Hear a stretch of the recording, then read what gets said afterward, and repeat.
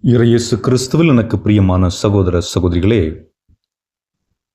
என் மீது நம்பிக்கை கொள்பவர் தந்தையை நம்புகின்றார், என்னை காண்பவர் தந்தையை காண்கிறார் என்று இயேசு இன்றைய நாளில் உள்ள நற்செய்தியிலே குறிப்பிடுகிறார். ஆக இயேசு மீது நம்பிக்கை கொள்கின்றது கடவுளை நம்புவதற்கு சமம். இயேசுவின் வழியாக நாம் தந்தையாகிய இறைவனை பார்க்கின்றோம் என்று சொல்லுகின்றார். இதன் வழியாக என்ன சொல்ல வருகிறார்?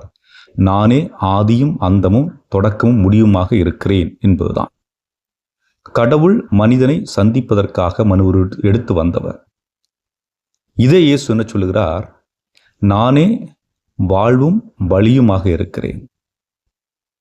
வாழ்வும் வழியும், அதாவது நம்ம எல்லாருக்குமே ஒரு எண்ணம் இருக்கு, கடவுள் தொலைவில் இருக்கிறார், நமது அருகில் இல்லை. அதாவது இப்படி எடுத்துக்கொள்ளுமே, ஒரு பெரிய கோட்டை, அந்த கோட்டையின் மத்தியிலே கடவுள் வீற்றிருக்கிறார், அவரை சுற்றி வானதூதர்கள் எல்லாம் இருக்கிறார்கள். ஒரு பெரிய காம்பவுண்டு சுவர், அந்த சுவருக்கு வெளியே நாமெல்லாம் இருந்து கடவுளை நோக்கி ஜெபிப்பது போன்ற ஒரு எண்ணம் நமக்கு இருப்பது உண்டு. ஆனால் இயேசு என்ன சொல்லுகிறார்? நானே வழியும் உண்மையும். அந்த வழி, அதாவது தந்தையாகிய இறைவனிடம் செல்லுவதற்கான வழி நான் தான். நீங்கள் இப்போ அந்த காம்பவுண்டுக்கு வெளியே நிற்க வேண்டிய அவசியம் இல்லை. என் மீது நம்பிக்கை கொள்ளுங்கள், என் வழியாக தந்தையிடம் செல்லுங்கள். அப்போ பாதையற்று இருந்த இடத்தில் பாதையை உருவாக்கி விட்டார். இப்போ நம்ம கடவுளுக்கு நெருக்கமாக இருக்கிறோமா, தூரமாக இருக்கிறோமா? கடவுளுக்கு நெருக்கமாக இருக்கிறோம்.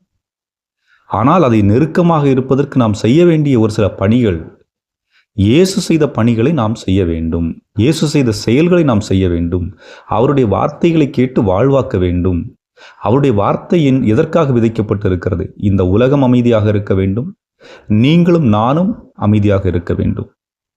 சீடர்கள் இயேசு மரணித்த பின்பு அந்த அறையிலே அடைந்திருக்கின்றார்கள், பயத்தில் இருக்கின்றார்கள். அப்பொழுது இயேசு அவர்களுக்கு தோன்றி என்ன சொன்னார்? உங்களுக்கு அமைதி உண்டாகட்டும், எழுந்து தைரியத்துடன் செல்லுங்கள்.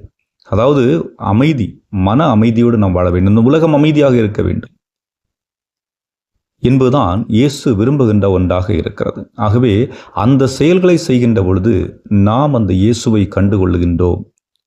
அந்த இயேசு வேறு எங்கும் இல்லை, நமக்குள் வீற்றிருக்கின்றார்.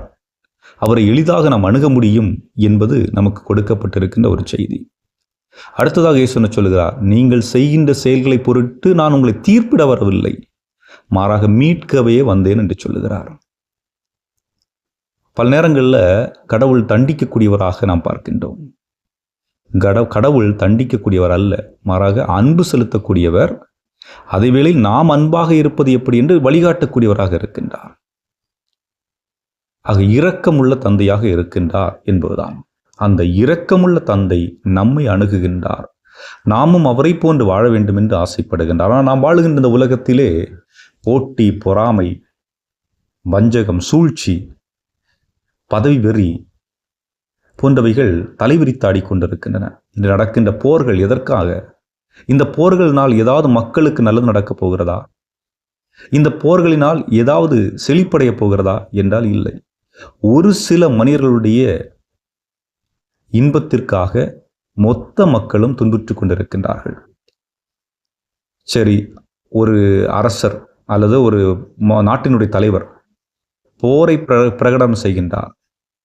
ஆனால் போரை பிரகடனம் செய்துவிட்டு அவர் ஒளிந்து மறைந்து வாழ்ந்து கொண்டிருக்கிறார், தன்னையும் தன்னுடைய குடும்பத்தையும் காப்பாற்றுவதற்காக. ஆனால் அங்கே போரிலே செத்து கொண்டிருப்பது சாதாரண மனிதர்கள். ஒரு சிலருடைய சுயநலத்திற்காக மற்ற மக்கள் கொல்லப்பட்டு கொண்டிருக்கின்றார்கள். ஆனால் இயேசு அப்படி சொல்லவில்லை.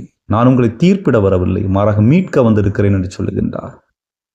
அன்புக்குரியவர்களே, எதிலிருந்து மீட்பு? நம்முடைய தவறான சிந்தனைகளிலிருந்து, தவறான எண்ணங்களிலிருந்து, தவறான செயல்பாடுகளிலிருந்து இறைவன் நம்மை மீட்கின்றார், மீட்க இருக்கின்றார். சிந்திப்போம். ஆமேன்.